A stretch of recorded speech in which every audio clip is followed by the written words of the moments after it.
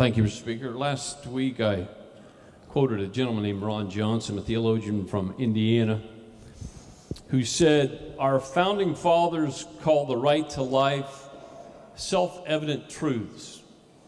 This means you don't reason to them, you reason from them.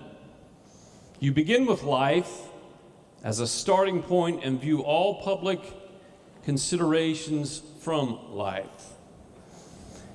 Jefferson in the Declaration of Independence did that very thing. He said, "We hold these truths to be self-evident that all men are created equal, that they are endowed by their Creator with certain unalienable rights, that among these are life." Life.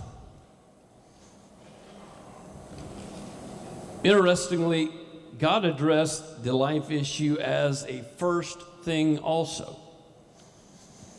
At the end of Genesis chapter 3, Adam and Eve were ejected from the Garden of Eden. And the first verse in chapter 4 records the first thing that Adam and Eve did after they were ejected from the Garden of Eden. They got frisky.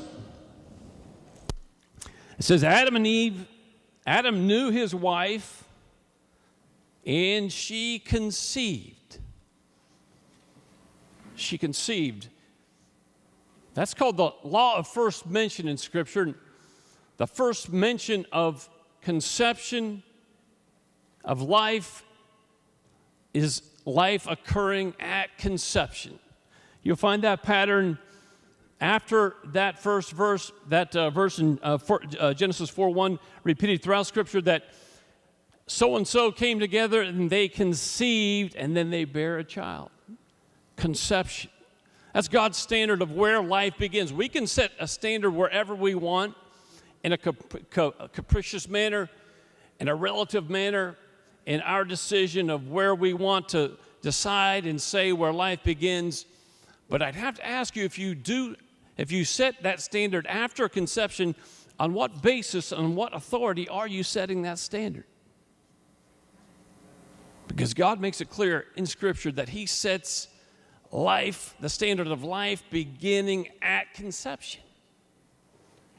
Anything after that we do with that life in that womb, we better be very, very, very careful.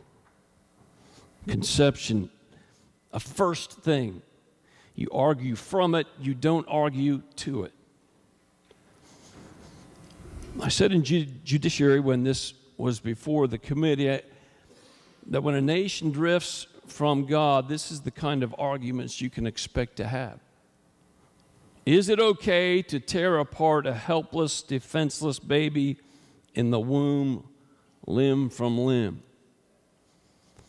Justice Kennedy, Supreme Court Justice, said of this procedure, friction causes the fetus to tear apart.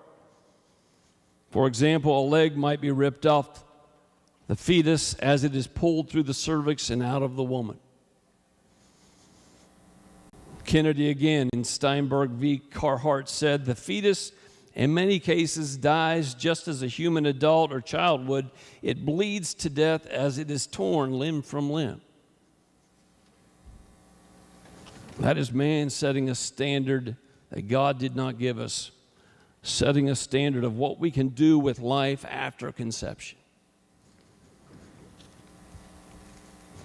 We think because God is merciful that God is indifferent. Or as R.G. Lee said, that perhaps He's blind, that He cannot see. Perhaps He's deaf, that He cannot hear. Perhaps He's paralyzed, that He cannot move. But He is none of the above. God bless those that made this bill happen.